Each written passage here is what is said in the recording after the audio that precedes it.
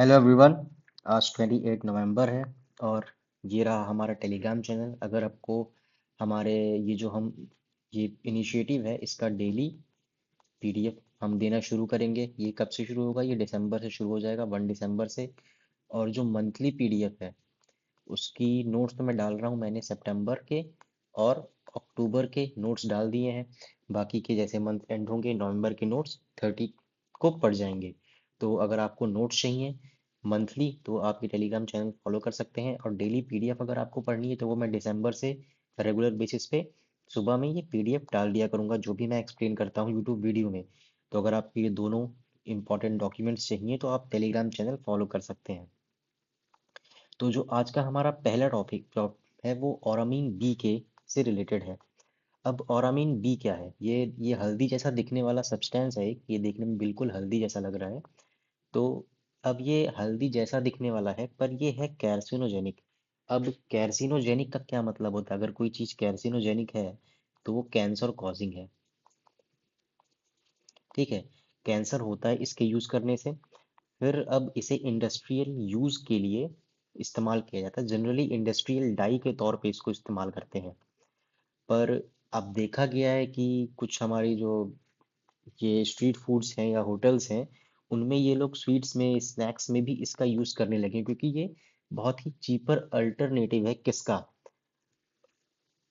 Cheaper alternative आएगा? ये saffron का और टर्मरिक का। अगर किसी को येलो कलर इम्पार्ट करना है तो वो सेफ्रॉन और टर्मरिक जैसे कि कॉस्टली पड़ेंगे। सेफ्रॉन बहुत ही ज़्यादा कॉस्टली है, टर्मरिक थोड़ा सा कम कॉस्टली है। तो उसकी जगह पे ये औरामीन बी ओ का इस्तेमाल करते हैं, जिससे कलर भी आ जाता है और चीपर भी पड़ता है। पर उससे दिक्कत क्या होती है? जो लोग उसको कंसिस्टेंटली कंज्यूम करते हैं उन्हें कैंसर का खतरा हो जाता है। और not approved for food use, इसे फूड यूज के लिए अप्रूव नहीं किया गया है। तो इन सारी चीज़ों को गवर्नमेंट को ध्यान देना चाहिए कि इस टाइप के कैसिनोजेंस फूड में ना पहुंचे। तो ये था औरामीन ओ से रिलेटेड। जो अगला टॉपिक है वो है इंडो बांग्लादेश एक्स्ट्राडिशन ट्रीटी। अब ये जो एक्स्ट्राडिशन ट्रीटी है इससे रिलेटेड थोड़ा सा डिस्कस हमने पहले किया हुआ है। पर अब जो मेन चीज़ है इसमें ये है कि अब इसमें कुछ डिटेल में हम देखेंगे। तो जो सबसे पहली चीज़ क्या है कि ये ट्रीटी साइन कब हुई थी? ये इंडिया और बांग्लादेश ने साइन की थी जनवरी 2013 में। क्यों साइन की थी? कोऑपरेशन करने के लिए कि criminal justice system, counter terrorism और सिक्योरिटी दोनों कंट्री के बीच की बराबर बनी रहे, अच्छी सी बनी रहे। अब ये एक्स्ट्रा टेरिटोरियल ऑफेंसेस पे भी अप्लाई होता है। तो मतलब ऐसे ऑफेंस जो किसी और कंट्री में कमिट किए गए हैं। मान लीजिए ऐसा ऑफेंस है जो किसी और कंट्री में कमिट किया गया है तो उसको इंडिया को एक्स्ट्राडिट कराना है बांग्लादेश से। कोई आदमी ए है, उसने किसी मान लीजिए अफ्रीकन कंट्रीज में कोई ऐसा ऑफेंस किया है जो इंडिया में जिसे क्रिमिनल ऑफेंस माना जाता हो, पर ये आदमी ए जाकर के कहाँ रह रहा है? बांग्लादेश में रह रहा है। तो इंडिया बांग्लादेश से बोलेगा कि इस आदमी को हमारे पास भेज दो, क्योंकि इसने जो ऑफेंस किया है, जो क्राइम किया है, वो हमारे यहाँ क्या है, उस पर सजा मिलती है। तो इस तरीके से ये एक्स्ट्रा टेरिटोरियल ऑफेंस को भी कवर करता है। तो जरूरी नहीं है कि ऑफेंस इंडिया और बांग्लादेश में ही हो, कहीं और ऑफेंस हुआ है पर उस ऑफेंस को हम ऑफेंस मानते हैं तो ये माना जाएगा। तो ये इस ट्यूटी के अंदर कवर्ड है। अब ऑफेंसेस कौन कौन से कवर्ड हैं? ऐसे ऑफेंस जिनके लिए कम से कम 1 साल की सजा होती है। तो सजा अगर 1 साल से कम की है तो एक्स्ट्राडिशन वो कंट्री डिनाई कर सकती है। और ऐसा वो ऑफेंस जो होना चाहिए उसे डुअल क्रिमिनलिटी होनी चाहिए ऑफेंस के अंदर। मतलब इंडिया में और बांग्लादेश में दोनों जगह उस जो जो भी वो हरकत की उस बंदे ने वो क्राइम होना चाहिए। ऐसा नहीं कि बांग्लादेश के में जो कानून है उसके हिसाब से वो क्राइम है पर इंडिया के हिसाब से वो क्राइम नहीं है। तो ऐसी चीजों में एक्स्ट्राडिशन नहीं होगा। दोनों जगह पे क्राइम होंगे तभी होगा। इसी को कहते हैं प्रिंसिपल ऑफ डुअल क्रिमिनलिटी। ठीक। अब पॉलिटिकल ऑफेंस है तो उसमें एक्स्ट्राडिशन इनकार किया जा सकता है। अगर पॉलिटिकल ऑफेंस किया किसी ने तो एक्स्ट्राडिशन इंस्टार किया जा सकता है। जैसे कि अब इसमें, लेकिन पॉलिटिकल ऑफेंस में मर्डर, मैनस्लॉटर, टेररिज्म, इन सारी चीज़ों को एक्सक्लूड कर दिया गया है कि अगर ये इन सब के बेसिस पे आप इनकार नहीं कर सकते कि हम एक्स्ट्राडिशन नहीं करेंगे। अगर मर्डर है, टेररिज्म है, मैनस्लॉटर है तो आपको एक्स्ट्राडिशन करना ही पड़ेगा। फिर अब एक्स्ट्राडिशन एक और केस में डिनाई कर सकते हैं, अगर ऐसा लग रहा है कि उस इंसान को जिसका भी एक्स्ट्राडिशन मांगा गया है, उसको उसकी रेस, उसके रिलीजन, उसकी नेशनैलिटी या उसके पॉलिटिकल ओपिनियन के लिए प्रोसिक्यूट किया जा सकता है, तो इस केस में भी एक्स्ट्राडिशन वो कंट्री डिनाई कर सकती है। तो अगर बांग्लादेश की former prime minister Sheikh Hasina को इंडिया डिनाई करेगा एक्स्ट्राडिशन, तो हो सकता है कि वो इसी ग्राउंड पे डिनाई करे। मुझे पता नहीं है, हो सकता है इंडिया एक्स्ट्राडिट कर भी सकता है, हो सकता है डिनाई भी कर सकता है। वैसे ज़्यादा चांसेस है कि इंडिया एक्स्ट्राडिशन करेगा नहीं, डिनाई कर देगा। पर देखते हैं क्या होगा आगे। फिर अब एक और चीज़ है कि अगर किसी पर्सन को, जैसे बांग्लादेश ने बोला कि शेख हसीना को हमें चाहिए, हमें वापस दे दो, क्यों? क्योंकि शेख हसीना के ऊपर कुछ लोगों के मर्डर का चार्ज है। तो शेख हसीना अगर बांग्लादेश में गई, उनके ऊपर डेथ पेनल्टी थी या मान लीजिए 5 साल की सजा थी, तो इंडिया ने शेख हसीना को बांग्लादेश को सौंप दिया। फिर बांग्लादेश अब ये नहीं कर सकता कि जिस चार्ज के ऊपर उसने शेख हसीना का एक्स्ट्राडिशन इंडिया में करवाया है, वहां पे जाने के बाद, बांग्लादेश में जाने के बाद कोई और चार्ज लगा के उन्हें सजा दे दे। ऐसा नहीं होगा। जिस चार्ज के ऊपर एक्स्ट्राडिशन हुआ है उसी चार्ज पे उनको सजा मिलनी चाहिए, तभी एक्स्ट्राडिशन वैलिड माना जाएगा। तो ये था ये वाला पॉइंट, और ये था पूरा एक्स्ट्राडिशन को से रिलेटेड जो भी इंडिया और बांग्लादेश की ट्रीटी थी। तो अब जो नेक्स्ट टॉपिक है वो है प्रधानमंत्री जन विकास कार्यक्रम। अब प्रधानमंत्री जन विकास कार्यक्रम क्या है?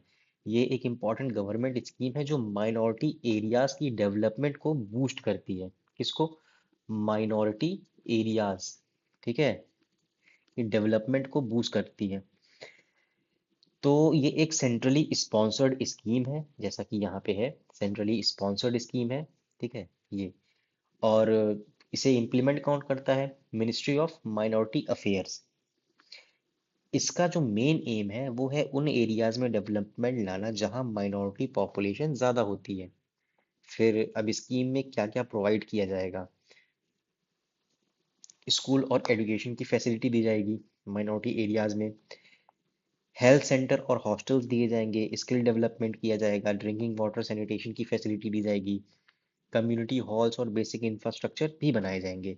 तो अगर शॉर्ट में बोले तो इस स्कीम का ऑब्जेक्टिव है माइनॉरिटी डोमिनेटेड एरियाज में बेसिक फैसिलिटी इंप्रूव करना, ताकि डेवलपमेंट गैप कम हो सके। ठीक, अब इसकी कवरेज और एलिजिबिलिटी देखते हैं। तो कवरेज में क्या क्या आएगा इसमें? तो इसका जो कवरेज है वो है, सारे डिस्ट्रिक्ट को कवर करेगा, ये सारे डिस्ट्रिक्ट को इंडिया के कवर करेगा। अगर किसी एरिया में माइनॉरिटी पॉपुलेशन 25% से ज़्यादा है, ठीक है, एंड एरिया फॉल करते हैं 15 किलोमीटर के रेडियस में, तो वो एलिजिबल हो जाता है। ठीक, तो अगला जो है कि इसमें कौन कौन इंक्लूडेड है, तो इसमें मुस्लिम्स हैं, क्रिश्चियंस हैं, सिख हैं और बुद्धिस्ट हैं, पारसी हैं और जैन हैं, जो लोग भी इंडिया की माइनॉरिटी में आते हैं और उन्हें इसमें इंक्लूड किया जाएगा। ठीक है, 25% से ज़्यादा और measured with in 15 kilometre radius. तो फिर अब इसका करंट कंटेक्स्ट में अगर हम देखें, तो गवर्नमेंट ने जो इस स्कीम का रिव्यू किया है और बोला है कि स्टेट्स को इसका पोर्टल और SNA स्पर्श सिस्टम बेटर यूज करना चाहिए। अब क्वेश्चन आता है कि SNA स्पर्श क्या है? अब SNA स्पर्श का फुल फॉर्म है single nodal agency systematic progressive accounting resource for state harmonisation. तो सिंपल लैंग्वेज में, ये तो बहुत कठिन ही लैंग्वेज हो गई है, तो सिंपल लैंग्वेज में ये सिस्टम इट स्टेट्स की ट्रेजरी सॉफ्टवेयर को RBI के ई कुबेर, ये एक RBI का वो सिस्टम है, ई कुबेर प्लेटफॉर्म से कनेक्ट करता है। जो स्टेट का ट्रेजरी सिस्टम है उसको RBI के ई कुबेर प्लेटफॉर्म से कनेक्ट करता है। इससे funds just in time release होते हैं, मतलब पैसा तभी आता है जब एक्चुअल ज़रूरत हो। इससे ट्रांसपेरेंसी बढ़ती है और फंड यूज मिसयूज होने के चांसेस कम होते हैं। ठीक है, तो ये था कुछ इस स्कीम से रिलेटेड। अब कुछ चीज़ें हैं कि ये इम्पोर्टेंट क्यों है, तो ये सारी चीज़ें आप देख सकते हैं कि इंक्लूसिव डेवलपमेंट होगा इससे, ठीक है, और फिर रीजनल इम्बैलेंस कम होगा कि माइनॉरिटी और मेजॉरिटी एरियाज बराबर तरीके से डेवलप्ड होंगे। फिर सोशल जस्टिस बनेगी, माइनॉरिटी वेलफेयर इम्प्रूव होगा। तो ये सब टाइप के इसमें वो हैं, बेनिफिट्स हैं, तो ये नॉर्मल चीज़ें आंसर राइटिंग में काम आ सकती हैं। तो जो अब नेक्स्ट टॉपिक हमारा आता है वो है फूजीवारा इंटरैक्शन। अब फूजीवारा इंटरैक्शन क्या है? जैसे ये दो साइक्लोन्स दिख रहे हैं आपको, ठीक है। तो पहले समझ लेते हैं कि फुजीवारा है क्या। तो फुजीवारा इंटरेक्शन तब होता है जब दो साइक्लोन एक दूसरे के पास आ जाते हैं। जैसे ही डिस्टेंस 1400 किलोमीटर मतलब 1400 किलोमीटर से कम होती है, ये दोनों स्टॉर्म एक दूसरे को पुल करने लगते हैं, मतलब खींचने लगते हैं। जैसे आपने देखा होगा जब लट्टू, किसी को पता है, जैसे ऐसा होता था, लोग पहले खेलते थे, इसे रस्सी से बांध करके नचाते थे। जब पास दो लट्टू तो ऐसे घूमते हैं ना पास में, तो एक कॉमन सर्किल में डांस करने लगते हैं वो, ठीक है। वो अपने आप ही होने लगता है ऐसा उनके साथ। तो एग्जैक्टली वही सेम चीज होती है किसके साथ, साइक्लोन्स के साथ। तो अगर किसी को लट्टू के बारे में पता होगा और दो किया होगा कभी, किसी ने दो लट्टू एक साथ नचाया होगा, तो वो बहुत अच्छे से रिलेट कर पाएगा। वो सेम सिचुएशन इन दोनों साइक्लोन्स के साथ होती है। अब इस कॉन्सेप्ट को 1921 में किसने लेकर, कौन लेकर के आया था, साकुई फूजीवारा ने एक्सप्लेन किया था। तो ये साकुई फूजीवारा कहाँ के हैं, ये जापान के साइंटिस्ट हैं। इन्होंने इस चीज को एक्सप्लेन किया था। तो जब दोनों साइक्लोन्स पास आते हैं तो उनकी विंड्स एक दूसरे के सर्कुलेशन को पकड़ लेती है। इसके बाद तीन चीजें हो सकती हैं, ठीक है। एक सबसे जो कॉमन चीज है वो क्या होगी, कि दोनों साइक्लोन एक कॉमन सेंटर के अराउंड, ठीक है, दोनों साइक्लोन एक कॉमन सेंटर के अराउंड घूमने लगे। ये ऐसे जैसे कि दो प्लैनेट्स एक शेयर्ड सेंटर के अराउंड मूव करते हैं।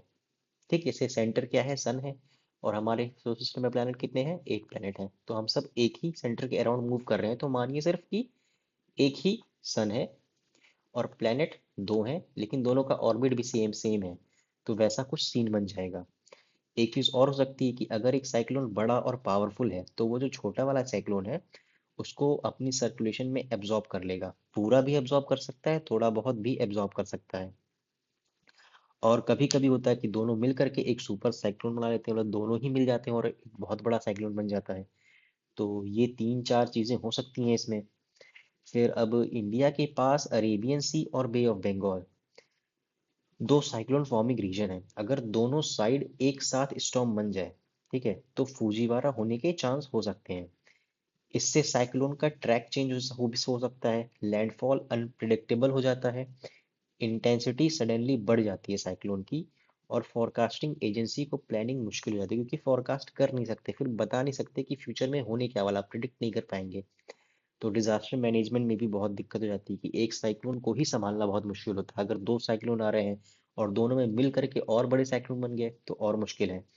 अब इसका एक एग्जाम्पल है कि 2020 में पैसिफिक ओशियन में टाइफून गोनी, ठीक है, टाइफून गोनी और स्टॉर्म अतसानी ने फुजीवारा इफेक्ट किया था। क्या था, गोनी और अतसानी, इन लोगों ने मिलकर के फुजीवारा इफेक्ट किया था 2020 में। तो ये था कुछ फुजीवारा इफेक्ट से रिलेटेड। कुछ इसके फैक्ट्स हैं कि क्या हो सकता है, ये मैंने आपको पहले बता दिया। तो उसका ये साइंटिफिक टेक्निकल टर्म्स है कि इलास्टिक इंटरेक्शन हो सकता है, कि दोनों मिलकर के अपना डायरेक्शन चेंज कर देंगे। फिर पार्शियल स्ट्रेनिंग होगी, कि मतलब जो बड़ा वाला साइक्लोन है वो छोटे वाले साइक्लोन को थोड़ा सा खत्म कर देगा। कंप्लीट स्ट्रेनिंग का मतलब कि जो बड़ा वाला साइक्लोन है वो छोटे वाले साइक्लोन को पूरा ही खत्म कर देगा। और कंप्लीट मर्जर का मतलब कि दोनों ही मर्ज हो जाएंगे। सेंट्रल पॉइंट रोटेशन क्या हो, ये centre of the two cyclone stars rotating around a common point. वो जो कॉमन पॉइंट होगा ये, जिसके अराउंड दोनों साइक्लोन रोटेट कर रहे हैं, इसी को कहते हैं सेंटर पॉइंट रोटेशन, ये कहते हैं, ठीक है। तो ये था कुछ फुजीवारा इफेक्ट से रिलेटेड। और फिर अब जो नेक्स्ट टॉपिक है वो है एंटी माइक्रोबियल रेजिस्टेंस। तो एंटी माइक्रोबियल रेजिस्टेंस तो सबको पता होगा क्या होता है, बहुत बे अगर नहीं पता है तो मैं बता रहा हूँ।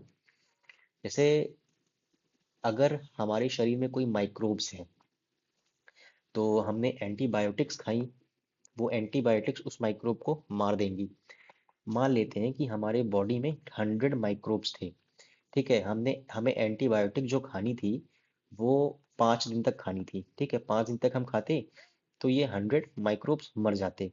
लेकिन हमने एंटीबायोटिक खाई कितने दिन तक, सिर्फ 4 दिन तक, तो वो जो 100 थे उसमें से 20 माइक्रोब्स बच गए। लेकिन अब इन 20 माइक्रोब्स को पता है कि एंटीबायोटिक से लड़ना कैसे है। तो अगली बार जब हम एंटीबायोटिक खाएंगे फिर से, तो वो एंटीबायोटिक इन माइक्रोब्स को नहीं मार पाएगी। अब हमें इससे अच्छी, इससे बड़ी एंटीबायोटिक कोई खानी पड़ेगी जो इससे ज़्यादा पावरफुल हो, वो इस माइक्रोब को मारेगी। तो इसे ही कहते हैं एंटी माइक्रोबियल रेजिस्टेंस। अगर बॉडी में रहने वाले माइक्रोब्स जो एंटी माइक्रोबियल मेडिसिन हैं उनको लेकर के रिस्पॉन्ड नहीं करते या वो मेडिसिन उनको मार नहीं पाती हैं, तो हम कहते हैं कि हमें एंटी माइक्रोबियल रेजिस्टेंस हो चुका है। तो ये नेचुरल प्रोसेस भी होता है, ठीक है, जिससे जो भी पैथोजेंस हैं वो अपने आप को इवॉल्व करते हैं, और कभी कभी मैनमेड भी होता है। तो जनरली जो ज़्यादा डिफिकल्ट होता है वो मैनमेड होता है। जब हम खुद से अपनी दवा का कोर्स कंप्लीट नहीं करते डॉक्टर के कहने के बाद, प्रिस्क्राइब ड्यूरेशन के लिए दवा नहीं लेते हैं, तो जनरली ऐसा हो जाता है। और फिर जो हमें एएमआर होता है वो बहुत ही मुश्किल होता है, फिर उसे ट्रीट करना, बहुत ही हाई पावर की एंटीबायोटिक खानी पड़ती है।